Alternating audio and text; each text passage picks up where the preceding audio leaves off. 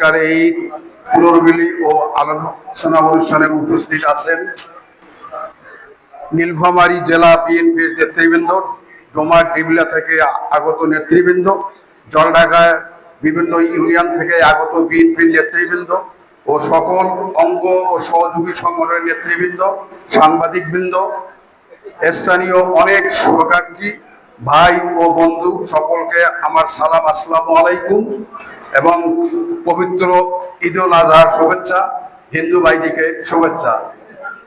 সংগ্রামী সাথী ও বন্ধুগণ, আপনারা জানেন বিগত 17 বছর ফ্যাসিস্ট হাসিনা সরকারের নির্মম নির্যাতনে আমরা স্বাভাবিক চলাচল ও একসাথে একত্রিত হয়ে কোনো সামাজিক অনুষ্ঠানও করতে পারিনি। আজকে দেরিতে হলেও আমরা ঈদ উল আজহার পর ঈদ পুনর্মিলনী একত্রিত হতে পেরেছি, তাই মহান আল্লাহর কাছে শুকরিয়া আদায় করছি। আমি শ্রদ্ধাভরে স্মরণ করি সেই সব শহীদদের যারা বিগত 17 বছর ধরে আন্দোলন সংগ্রামে জীবন দিয়েছেন কিংবা গুমের শিকার হয়েছে।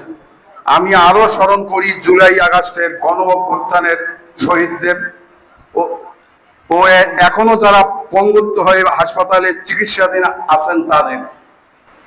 আপনারা জানেন বিগত 3টি জাতীয় সংসদ নির্বাচনে এদেশের ভোটারগণ ভোট দিতে পারে নাই, তাই একটি অবাধ, সুষ্ঠু ও গ্রহণযোগ্য নির্বাচনের জন্য এদেশের জনগণ অধীর আগ্রহে অপেক্ষা করছে। তাই আমাদের আর বসে থাকার সময় নেই।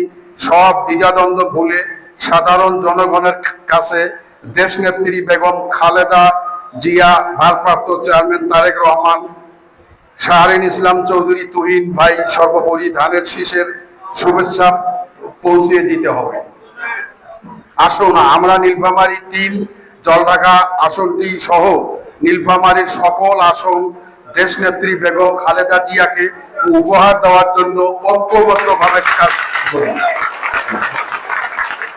সর্বোপরি এই বর্ষার দিনে অনেক কষ্ট করে আপনারা উপস্থিত হয়েছেন, এর জন্য আর একবার ধন্যবাদ জানাচ্ছি। ও অনুষ্ঠান শেষে আমরা সবার সামান্য দুপুরের আহারের আয়োজনে অংশ নেওয়ার অনুরোধ জানিয়ে আমার বক্তব্য শেষ করছি।